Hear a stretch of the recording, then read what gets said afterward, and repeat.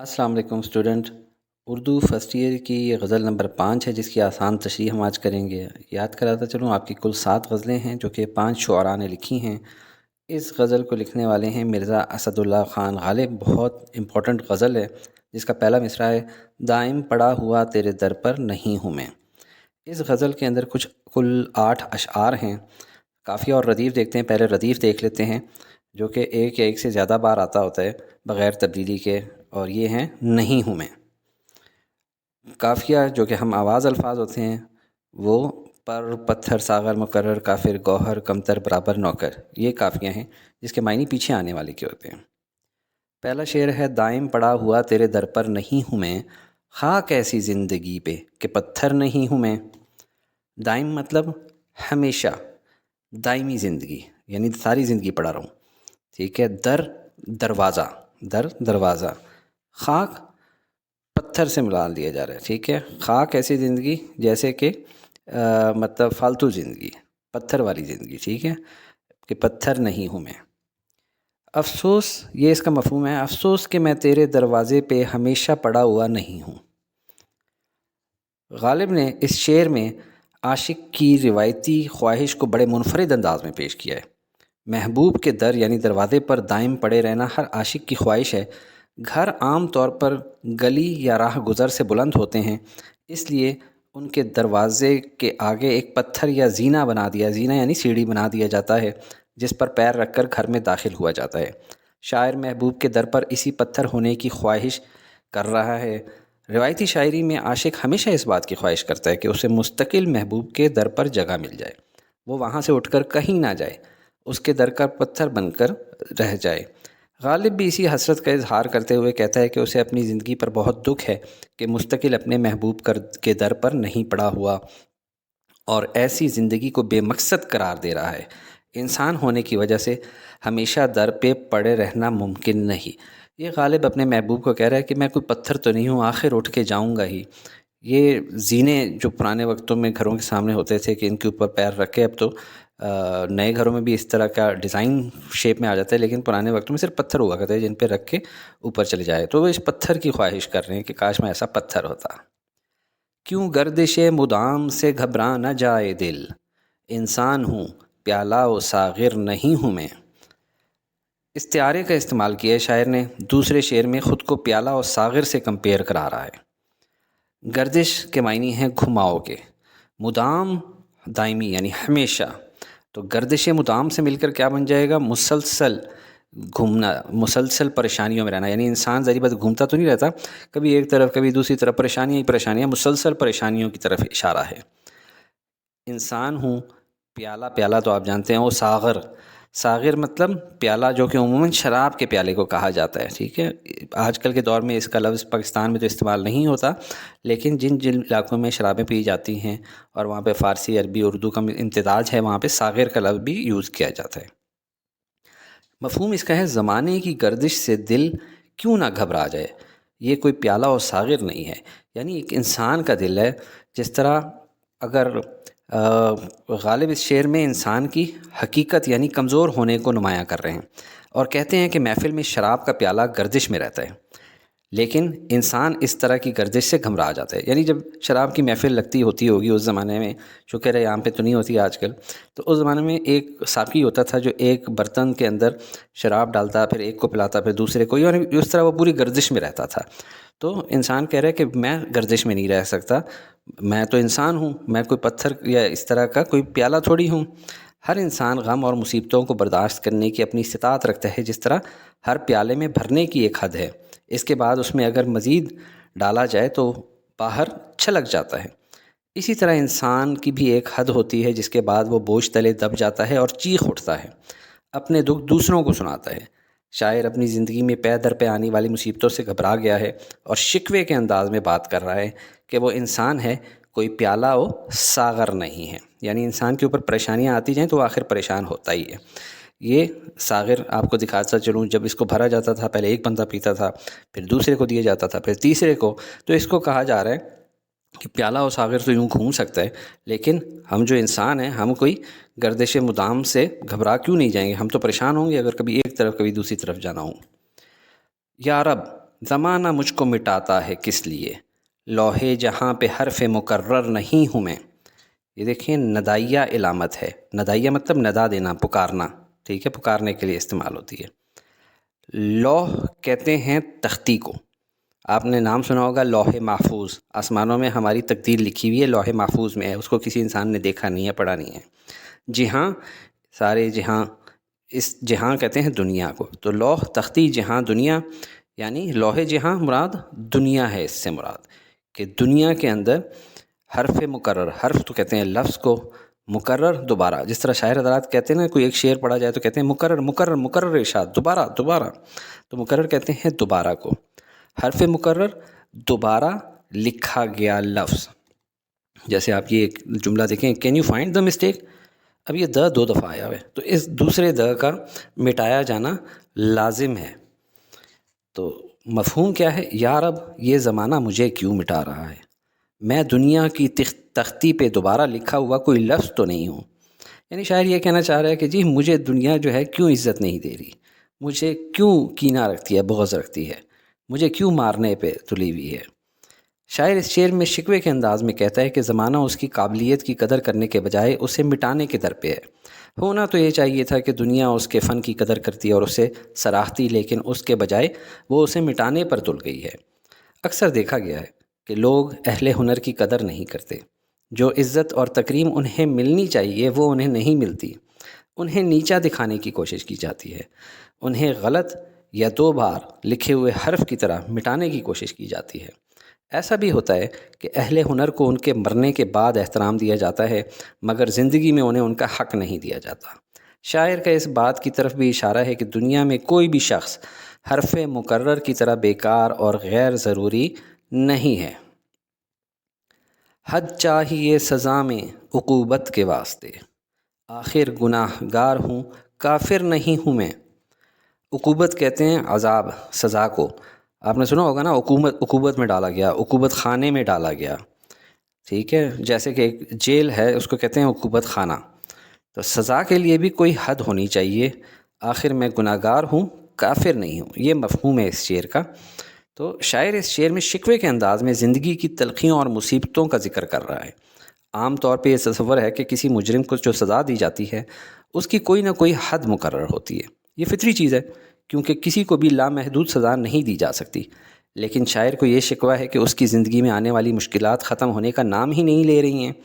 دوسرے مصرعے میں شاعر نے اسی شکوہ بھرے انداز میں یہ وضاحت کی ہے کہ وہ تو صرف گناہ گار ہے جسے اس کی سزا ملنی چاہیے، لیکن وہ کافر نہیں ہے جسے ہمیشہ ہمیشہ کے لیے دوزخ میں ڈال دیا جائے، کیونکہ ہم مسلمانوں کا مسلمہ عقیدہ ہے کہ ہم لوگوں کو آخرت میں جا کے سزا تو ملے گی اپنے گناہوں کی، لیکن ہمیشہ ہمیشہ کے لیے جہنم میں نہیں جائیں گے، جبکہ اس کے برعکس کافر جو ہیں اگر وہ ایمان لائے بغیر اس دنیا سے چلے گئے تو وہ ہمیشہ ہمیشہ کے لیے آخرت کے عقوبت خانے یعنی دوزخ میں چلے جائیں گے۔ اس شعر کے 2 پہلو ہیں، مجازی یعنی محبوب والا، اور حقیقی یعنی قسمت۔ مجازی معنوں سے مراد دنیا کے محبوب سے کہ وہ اس کی بات ہی نہیں سن رہا، چاہے جتنی مرضی شاعر جو ہے اس کے گیت گا لے، گن گا لے، اس کی عزت افزائی کر لے، ٹھیک ہے، اس کے ناز نخرے اٹھا لے، لیکن مجازی محبوب اس کی قدر ہی نہیں کر رہا، اس کو یہی سزا دی ہوئی ہے کہ بھئی اس کی بات نہیں سن رہا۔ اور حقیقی معنوں میں جو میں آپ کو پہلے بتا چکا ہوں کہ ہم مسلمان ہیں، کافر نہیں ہیں، تو آخرت کے اندر انشاءاللہ ہمیں معافی مل جانی چاہیے۔ اور شاعر یہاں پہ دنیاوی تکلیفوں کا ذکر کر رہا ہے کہ یا اللہ دنیا میں بھی مجھے آسانی دے دے، اتنی تکلیفیں آ رہی ہیں۔ کس واسطے عزیز نہیں جانتے مجھے، کس واسطے عزیز نہیں جانتے مجھے، لالو زمرد و زر و گوہر نہیں ہوں میں۔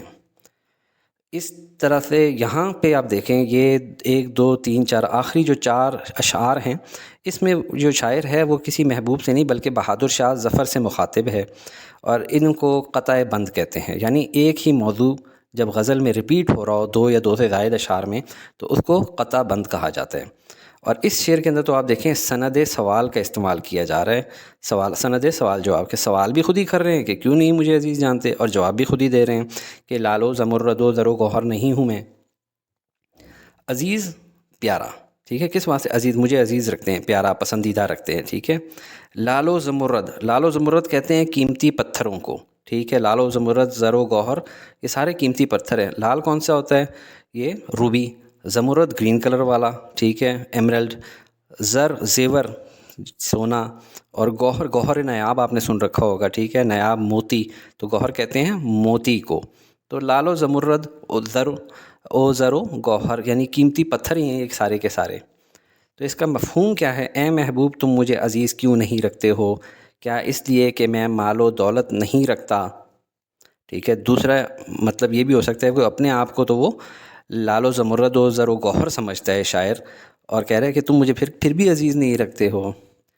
اس کی تشریح دیکھی جائے تو شاعر اس شعر میں پھر شکوے کے انداز میں اپنی بے توقیری کو موضوع بنا رہا ہے۔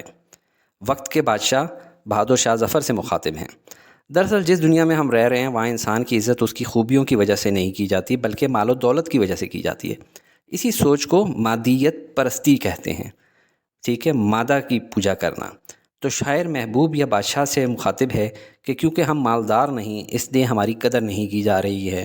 اسی لیے شاعر واضح کر رہا ہے کہ وہ کوئی بے جان پتھر نہیں بلکہ شاعر ہے جس کا کام الفاظ کے نگینے جوڑنا ہے، تخلیق کار ہے۔ یاد رہے یہ وہ دور ہے جب بہادر شاہ ظفر کے دربار میں ذوق کو بڑی عزت تھی، جبکہ غالب کو اس دور میں عزت حاصل نہیں تھی۔ غالب کو تب عزت ملی جب ذوق کا انتقال ہو گیا۔ رکھتے ہو تم قدم میری آنکھوں سے کیوں دریغ، رتبے میں مہر و ماہ سے کمتر نہیں ہوں میں۔ دریغ کا مطلب انکار، اجتناب، کنارہ کشی، ٹھیک ہے۔ اجتناب ایک ہوتا ہے نا جانب، کسی کی جانب جانا، جانب کا الٹا ہوتا ہے اجتناب، بالکل اس کے اپوزٹ سائڈ پہ اجتناب، جانب کا اپوزٹ، دریغ یعنی اپوزٹ، ٹھیک ہے۔ تو رکھتے ہو تم قدم میری آنکھوں سے کیوں دریغ، یعنی جس طرف میں دیکھ رہا ہوتا ہوں میری آنکھیں ہوتی ہیں تم اس طرف آتے ہی نہیں ہو۔ رتبے میں مہر و ماہ سے کمتر نہیں ہوں میں، رتبہ مقام مرتبے کو کہتے ہیں۔ مہر و ماہ، مہر و ماہ کہتے ہیں سورج اور چاند کو، ٹھیک ہے۔ تو یہ جس طرف میں بیٹھا ہوتا ہوں شاعر کہہ رہا ہے کہ جی میری طرف دیکھتے ہی نہیں ہو، حالانکہ میرا رتبہ سورج چاند سے کم تو نہیں ہے، ٹھیک ہے۔ تم آسمانوں میں ہو، تم بھی بہت بڑی چیز ہو، ٹھیک ہے، بادشاہ ہو وقت کے، لیکن میں بھی بہت بڑی چیز ہوں، کمتر نہیں ہوں میں۔ کمتر مطلب حقیر۔ یہ شاعر کے اندر انانیت بھی بہت تھی، ٹھیک ہے، غالب کے اندر خود پسندی بہت تھی۔ ان کا کلام ان کی وفات کے بعد مشہور ہوا، یہ یاد رکھیں، زندگی میں ان کا کلام مشہور نہیں ہوا تھا۔ مفہوم کیا ہے؟ تم میری آنکھوں سے بچ کے کیوں چلتے ہو؟ کیا میں سورج اور چاند سے رتبے میں کمتر ہوں؟ شاعر اس شعر میں بادشاہ یعنی محبوب کی بے رخی کو نمایاں کر رہا ہے۔ میں محبوب اس لیے کہہ رہا ہوں، اگر کسی نے شاعری میں اس کا ترجمہ محبوب کے معنی میں کرنا ہے تو وہ کر سکتا ہے، لیکن چونکہ میں بتا چکا ہوں یہ قطع بند آخری 4 اشعار بہادر شاہ ظفر کے لیے ہیں تو بیسیکلی بادشاہ ہی لکھنا چاہیے۔ تو شاعر اس شعر میں بادشاہ کی بے رخی کو نمایاں کر رہا ہے۔ کہتے ہیں کہ محبوب کبھی بھی اس راستے پر قدم نہیں دھرتا جس پر شاعر اپنی آنکھیں بچھائے اس کا منتظر ہوتا ہے۔ شاعر محبوب یا بادشاہ سے شکوہ کرتا ہے کہ بھلے تم چاند ستاروں پر قدم رکھنے والے ہو لیکن یاد رکھو میں بھی رتبے اور مقام میں ان سے کم نہیں ہوں۔ لیکن عاشق کو یہ گلہ ہے کہ بادشاہ ہمیشہ اس سے راستے سے گریزاں رہتا ہے جس پر وہ اپنی آنکھیں بچھائے منتظر ہوتا ہے۔ گویا شاعر کو وہ عزت اور وہ مقام نہیں دیا جا رہا جس کا وہ مستحق ہے۔ کرتے ہو مجھ کو منع قدم بوس کس لیے، کیا آسمان کے بھی برابر نہیں ہوں میں۔ اب یہاں پہ اگر آپ ذرا نظر دوڑائیں تو ایک دفعہ وہ اپنے آپ کو کہہ رہے کہ میں انسان ہوں، پھر کہہ رہے ہیں میں لال و زمرد ہیرے جواہرات ہوں، پھر کہہ رہے کمتر آ رہا ہے، ٹھیک ہے، کہ میں سورج چاند ہوں، پھر کہہ رہے چلو وہ بھی نہیں آسمان ہوں، ٹھیک ہے، بار بار کمپیریزن کر رہے ہیں۔ قدم بوس، قدموں کو چومنا، پرانے وقتوں میں بادشاہوں کے قدموں کو لوگ چوما کرتے تھے، ٹھیک ہے۔ اے محبوب، اے بادشاہ، تم مجھے اپنی قدم بوسی سے کیوں روکتے ہو؟ کیا میں آسمان کے بھی برابر نہیں ہوں، یعنی مجھے اتنا بھی نہیں سمجھتے، ٹھیک ہے، ہیرے جواہرات نہیں ہوں، سورج چاند نہیں ہوں، کم سے کم آسمان اتنا کچھ نہ کچھ تو اپنا درجہ وہ بتا رہے ہیں۔ شاعر اس شعر میں مبالغے کی صنعت استعمال کرتے ہوئے محبوب بادشاہ کی بے رخی کا ذکر کرتا ہے اور اس سے خطاب کرتے ہوئے کہتا ہے کہ کیا تو مجھے آسمان کے برابر بھی نہیں سمجھتا کہ میں تیرے قدم چوم سکوں۔ دراصل شاعر بادشاہ یعنی محبوب کی محفل میں حضوری چاہتا ہے۔ میں نے پہلے ہی بتایا کہ اس زمانے میں ذوق کو جو ہے محفل کے اندر جگہ ملی ہوئی تھی، غالب کی جگہ نہیں بن رہی تھی، لیکن اسے اجازت نہیں ملتی۔ اس کے باوجود وہ محبوب کے مقام و مرتبے کو مبالغے کے انداز میں پیش کرتا ہے، لیکن اس کے ساتھ ساتھ وہ اپنی قدر و منزلت کا احساس بھی دلاتا ہے کہ اسے بھی معمولی نہ سمجھا جائے، اس کا بھی مقام ہے۔ اسی لیے شاعر سوالیہ انداز میں پوچھتا ہے کیا اس کا مقام آسمان سے بھی کمتر ہے؟ یہ آخری شعر ہے جس کو مقطع کہتے ہیں، اور اس میں شاعر اپنا تخلص استعمال کر رہا ہے۔ شاہی دربار سے متعلق وظیفے کی بات آ رہی ہے۔ غالب وظیفہ خوار ہو دو شاہ کو دعا، یعنی اب اس کا وظیفہ لگ چکا ہے غالب کا، یعنی ذوق فوت ہو چکے ہیں، انتقال ہو چکا ہے ان کا۔ غالب وظیفہ خوار ہو دو شاہ کو دعا، وہ دن گئے جو کہتے تھے نوکر نہیں ہوں میں۔ یاد رکھیں شاہی دربار سے منسلک لوگ جو تھے نا، وہ وظیفے لیا کرتے تھے اور قصیدے پڑھا کرتے تھے۔ وظیفہ خوار کا مطلب تنخواہ لینے والا، تنخواہ دار، وظیفہ خوار تنخواہ دار، تنخواہ لینے والا۔ خوار ویسے کہتے ہیں کھانے لینے والے کو۔ شاہ مطلب بادشاہ، اور نوکر نوکری پیشہ۔ یہ جتنے بھی درباری ہوتے تھے یہ وظیفہ خوار درباری ہوتے تھے، ان سب کی تنخواہیں لگی ہوتی تھیں، ٹھیک ہے۔ تو غالب اب تم بادشاہ کے وظیفہ خوار ہو، اس لیے اسے دعا دو، اب وہ دن گئے کہ تم کہتے تھے نوکر نہیں، ٹھیک ہے۔ مقطع میں غالب نے وظیفہ خوار ہونے کے سبب بادشاہ بہادر شاہ ظفر کو دعائیں دینا ضروری خیال کیا ہے، اور ساتھ ہی ساتھ غالب اپنے ماضی کے سہانے اور پرعیش دنوں کو یاد کر کے کف افسوس بھی مل رہے ہیں۔ کف افسوس، کف یاد ہاتھوں کو ہم پہلے بھی پڑھ چکے ہیں غزل میں، کف افسوس مل رہے ہیں یعنی ہتھیلیوں کو مل رہے ہیں۔ مغلیہ دور میں بالخصوص شعراء کی زندگیوں کا مطالعہ کیا جائے تو یہ بات سامنے آتی ہے کہ ان میں سے اکثر شاہی دربار سے وابستہ ہوتے تھے، وہاں بادشاہوں کی شان میں قصیدے پڑھتے تھے، یعنی جھوٹے سچی کہانیاں بناتے تھے، اور ان کے ماہانہ وظائف مقرر ہوتے تھے۔ یوں انہیں معاشی فکر سے بھی آزاد کر دیا جاتا تھا۔ معاشی فکر اکنامک فکر، یعنی کہ کماؤں گا کہاں سے، کھاؤں گا کہاں سے، ٹھیک ہے، تو ان کی تنخواہ لگ جاتی تھی۔ اس کے ساتھ ساتھ انہیں خوب پذیرائی بھی ملتی تھی، عزت بھی ملتی تھی۔ ابراہیم ذوق، یہ ذوق شاعر کا پورا نام ہے، کے بعد جب ان کا انتقال ہوا تو مرزا غالب کو بہادر شاہ ظفر کے ہاں استاد مقرر کیا گیا۔ ان کا 50 روپے وظیفہ یعنی تنخواہ مقرر کیا گیا، جو انہیں ساری زندگی ملتا رہا۔ اس شعر میں ان کا مدعا یہی ہے کہ اے غالب، وہ دن گزر گئے جب بات بات پہ یہ کہتے تھے کہ میں کسی کا نوکر یا ملازم نہیں ہوں، دبنگ انداز میں زندگی گزارتے تھے۔ اب تم باقاعدہ شاہ کے نوکر ہو اور ان کے وظیفہ خوار بھی ہو، لہٰذا انصاف کا تقاضا ہے کہ شاہ کو دل کی گہرائیوں سے دعائیں دیا کریں۔ امید ہے آپ کو یہ ویڈیو پسند آئی ہوگی، لائک ضرور کریں، اور اگر نہیں پسند آئی تو کمنٹ میں بتائیں بھی ضرور کہ آپ کو کیا چیز پسند نہیں آئی۔ شکریہ۔